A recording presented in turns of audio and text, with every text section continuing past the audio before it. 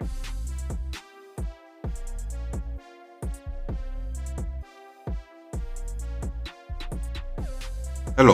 welcome to the Reframing Mindset podcast. We are clear my head of the thoughts that are preventing clarity, practice my speech, among other things.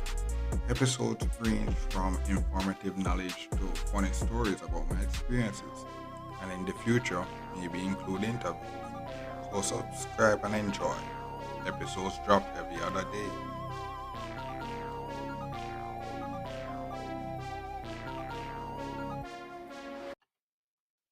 Okay, also welcome back to Reframe Mindset Podcast. My name is Colin St. Brooks. And yo, guys, we're back on the mic, bro. We're not using the phone, we're back on the mic. Yeah, we sounded like a pro again, sounded like a pro. Feels nice, feels nice. But still not the ideal setup, but we're getting there. And you know, but this episode now, recently without you mentioned, a lot about real science. I always talk about it. Oh, we're not in the real science yet. And I guess this episode I try to take a job on explaining what the real science I'm talking about is, because I can try to explain it, but it's only if I actually do it, then it will make sense.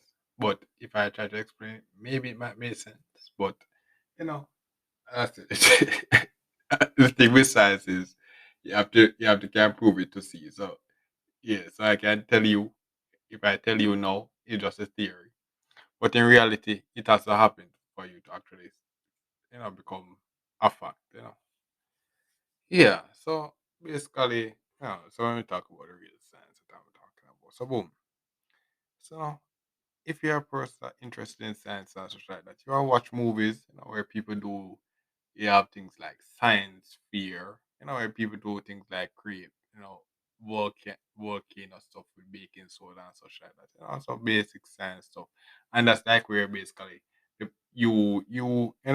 at home can do, get the where you call it reagents, and I've done a lab in years, I've actually in years. So basically, all these terms now have become foreign from me. So what you have, you get like the reagents and materials and instruments and such, and then boom, you follow a certain method or procedure, and then boom, you actually got the product and the end goal. And then what you do with the end goal is that you actually test it to see if it actually works or not. And based on if it works or not, you explain why it works or why it doesn't work. So basically that's basically how a simple science experiment go. And using the simple volcano thing that we always see in the movies where people do it in the science fair and such. That's basically what they do. But they don't really look like that. They just basically look like they create a breaking soda volcano, whatever volcano they make. And I said, okay, yeah, that's it. But that's like at moments of what I'm talking about. Where basically boom, the thing is that boom, if you go to the science field, so boom, from primary school, high school, university, if you're doing a master's or whatnot, and you're doing a PhD, and boom, you're out in the real world. So the real science I'm talking about is all those things that you have learned throughout those times, that you can simply apply it on the spot. Like your imagination can just come to reality. Like you imagine up an experiment. You imagine up something that you want to prove, and you say, okay, I want to prove this or that. Like boom, for example, this climate change thing. Oh, many people know how to solve, may have idea how to solve the climate change and such like that. Isn't me? But what prevents it is lack of resources, funds. Cause it actually expensive to actually get the funds and do the things that it will actually requires, and it will be like a whole change of culture. You know. but it's possible. Over time we can work towards it. It's a slow progress. But the real science now would be that that thing is like you as a climate activist can say, okay, yes, I'm going to do this now. But the real science would be that, okay, boom, you can prove it to them and say, okay, this is how you will do, and this is how it will look, and you can do a small example to say, okay, boom, this is how it will work, and you can say, okay, and they say, okay, that looks solid, and they can just simply take that idea, apply it to a small scale. Okay, it works there. Apply it to a larger scale. Oh, it works there. To a larger scale. To a larger scale. To a larger scale. You know, and the real science is that it's the the quicker, the more the efficient, the faster the idea can become a reality. But while I say it's faster, you're still not ignoring the procedures that you have to do. There are procedures, scientific procedures that you have to do. Don't neglect them. Like sterilizing all them stuff. There, it does that. So you have those things that will actually won't change, but the thing is that so the real science is that so the thing that are preventing one of the real science is that resources. Because as I said, the world's resources is spread out because we are trying to solve a lot of problems at once, which are all important, which we all have to do. So we can't, we as a science community kind of say, okay, boom, let's give us all the money, let we do all the experiments as such like that. We can't do that, because yeah, that's not how it works. But what what have happened over the time is that boom, some man come in and make a contribution to science. And because of his contribution, future people have an easier time doing certain tasks. So, like for example, boom, Albert Einstein, E equal MC squared. I think that's um I won't say what it is because I don't remember. And the way it says we say that then. So boom. Basically majority of his career was done just to prove that E equal MC squared. And basically boom, he's gone. But because of his that contribution now, a lot of things have been done in the science field due to that, you know, and then a lot of progress has been made. And then what happens that over time now another person came in now. Like for example another person, I forgot the thing, but um was like, okay, our next thing is that sterilizing. How one of the things that you learn about, what when I learned in one of the courses that I was doing was that you see the thing now, things like washing your hand, in the doctor space or in nursing space, nurse wash their hands and such before. That was not. You would think that that's a thing that has always been a thing. No, it wasn't. There was a time where doctors and nurses didn't really wash their hands. And because of that, other people were dying of the surgeries and such like that. Then this one random guy decided that okay, boom, he's going to actually start wash his hand before doing these surgeries and procedures. And his patients survived more than every other else. And then boom, washing our hands before a procedure became the norm. So he's doing that now. Basically come in and basically make it that that one change make a lot of us life expectancy grew a lot. Yeah, so you see, so as I said, what over the years, you know, people have come and done real science. But what happens that the limited resources that they only do enough to do a small contribution, which will push us a long way. But they only could do that one thing, and then just before they died, they only could get to do that one thing. If only, but if they had the resources and the time, they could do a lot more. Maybe or maybe not. Maybe they could have done a lot more, but could have done a lot more. what their imagination could really bring. Yeah. But back then they had to just use what they had, and they use what they had to give us what we have, and they pushed us further, and then we use what we have to actually do what we can to push us further and such like that. So that's real. So that's where the real science is. So so the so my so when I talk about real science is that real science is all the basic stuff. Like you don't realize science isn't everything. Cooking. Cooking is a science, Cooking a science cause look.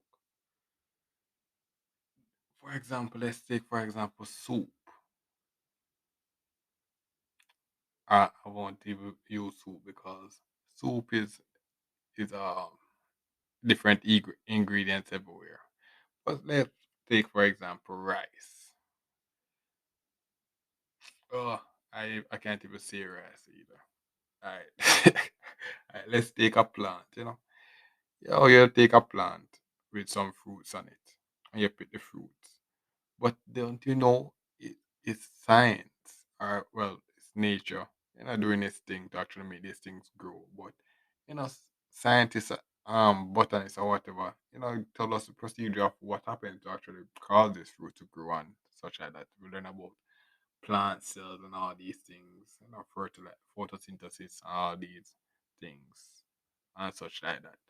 So the real sense of what I'm talking about is that information that you have learned through school about how the plants grow and such like that. You could use that information to actually do farming more efficiently, which is being done, but it's being done artificially.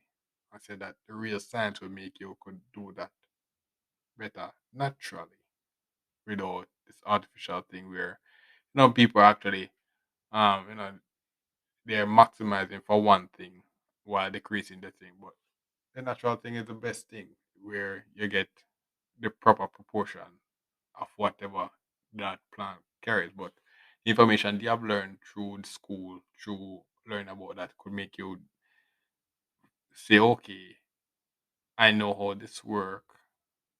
Maybe if I do this one thing, they will produce more fruits.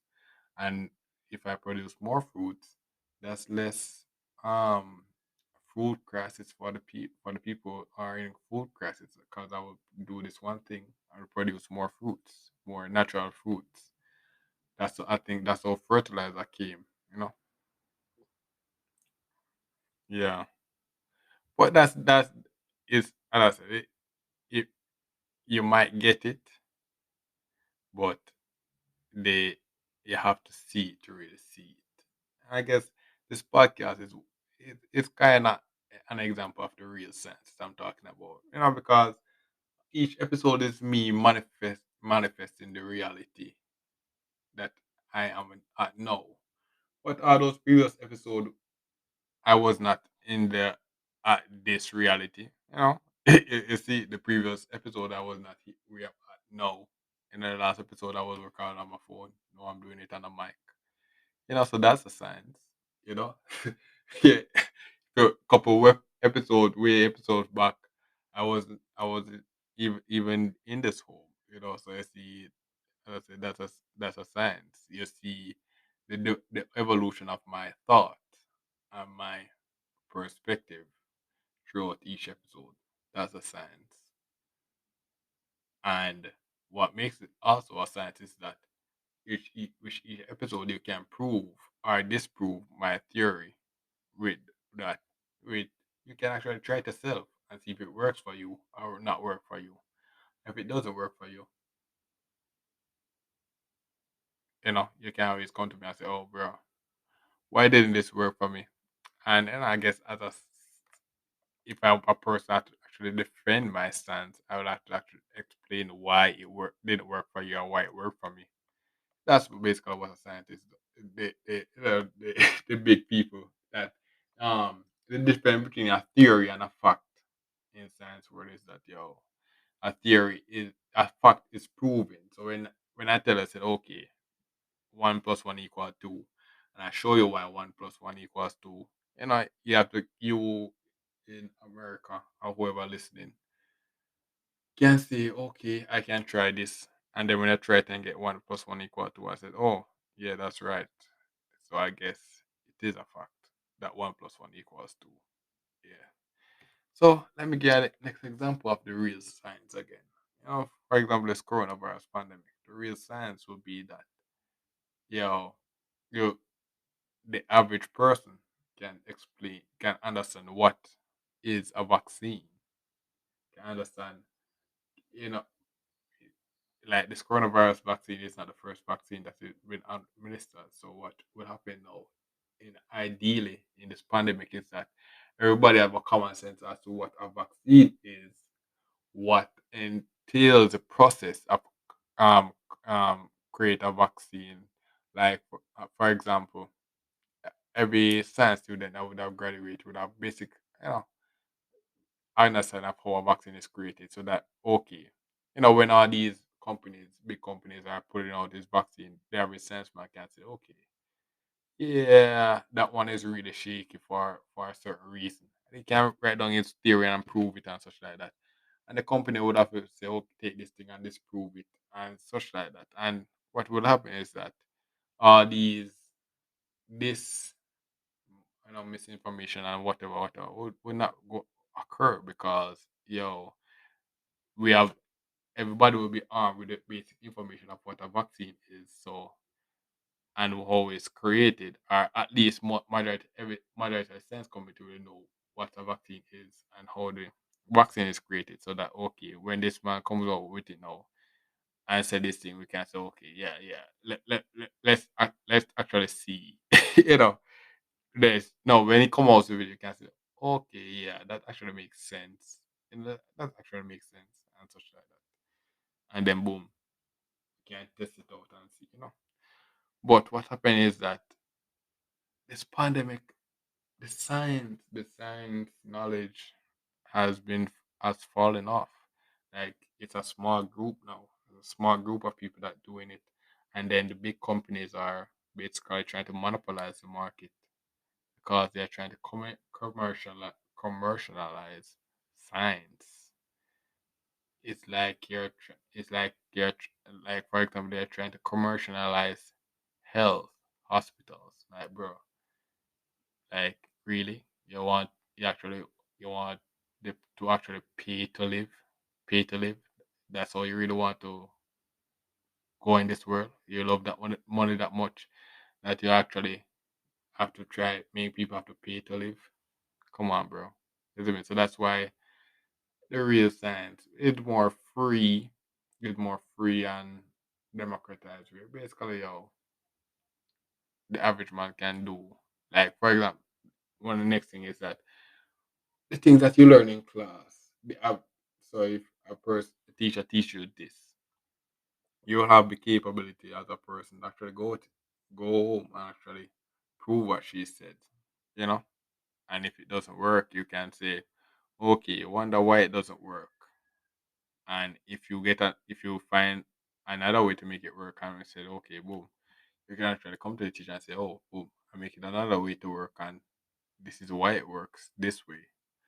And teacher can, well, the teacher wouldn't, it don't make sense to waste time arguing with the teacher because they have a syllabus and such like that. But you find a new way, you can say, okay, boom, yeah, let me just put this down and understand. I can study on your own as to why this way works, and then you can develop on that way, and then boom, you create your own niche and do your own thing, you know. And it's like, yeah, that's and you can actually say, wow, I actually did that. I actually did that. It's it's a new thing that came out of nowhere, basically using my knowledge and my brain brain capabilities to actually do something different than what I've been taught, and be like, wow. And then we feel be so proud of ourselves that, oh, what else can I do? And like, yeah, that's that's basically another tidbit of the real science that I'm talking about. Like I said it could be as it gets more and more grandiose as more and more grandiose because is the limit is your imagination. The limit is your imagination.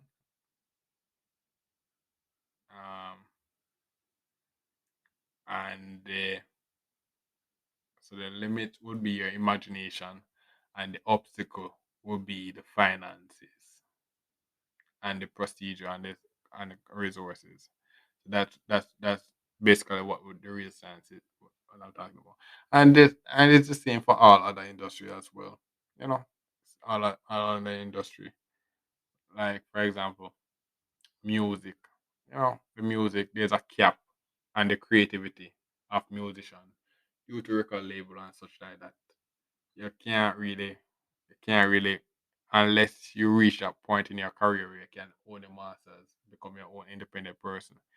When you become that person now, then you're free to explore your creative capabilities and explore different side of you.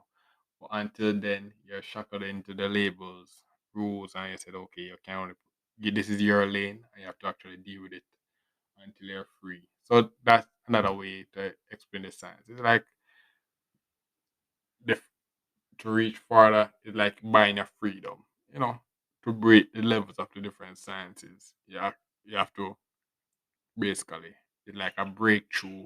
It's like your way to becoming an independent scientist. Yes, so that's it.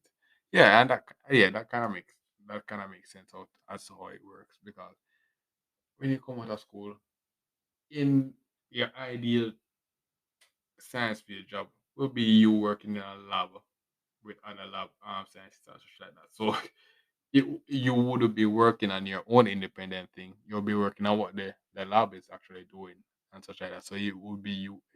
So you as a scientist, and your goal will be that okay, you're coming out and you're working for this lab. Your goal is to eventually, boom, create maybe your own lab, so you can do your own research and free yourself and do creative. So that's another branch of the real science that I'm talking about. Yeah. So, but as I said, I'm talking it now. But this podcast is kind of like a minuscule version of the real science that I'm talking about. Like it wasn't that real back then. But over time, I see how realer and realer and how greater and greater it could be. You know, and I guess I have to just drop this episode just so you can see it and said, okay, yeah, this not might not be for the non-science fan, but even for the non-science fan, you'll actually be interested in it because like that's so wild. Yeah, like to see how wild the things we do when we in the science we going through school, you know, to actually to be able to do that, um, in real life, casually. Like you can say, okay, well, I'm going to the lab. Uh, in my lab, imagine this. You say, oh, I'm going to the lab in my community to actually do this thing that I was taught in school, and be like, wow, you could actually do that. So that's the vision. That's the one of the real sense that I'm talking about. Yeah, so that's basically it.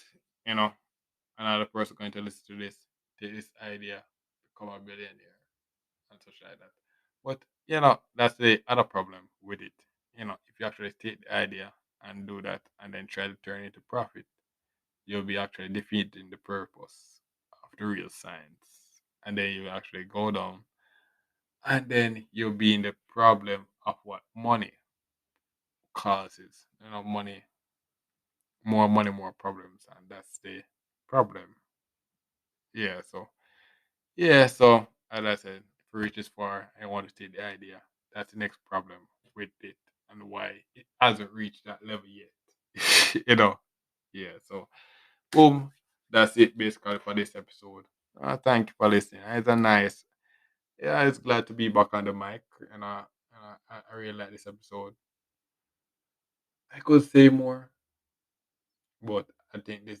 As I said, I can talk it, but to actually see it, that's where the real magic is. So maybe over time you'll hear me talk more about it, where maybe over time I actually get to manifest some of these senses because what I'm talking to you is really just in my imagination, it's not in real life as yet. So over time, even me just explain to you, I myself don't know how it will work either. So I'm just learning my way as well. I'm like Einstein in his infancy as well. I, he didn't know he was going to create E equal MC square. He was just doing his thing until eventually he create E equal MC square, and then boom, all of a sudden this man's a living legend in the science. Well, not living, but this man is the godfather of science. That's basically you. That could be you as well. All of a sudden you do something that you're passionate about, and then boom, you're the godfather of it. And be like, wow, bro, hmm you're immortalized. Yes, so that's basically it for this episode. Thank you for listening. Yeah, I look forward for next episode. Yeah, man. Well, this is the end of the episode. Thanks for watching and look forward for the next episode. To support this podcast, go to anchor.fm/cssb/support or become a sponsor for this episode.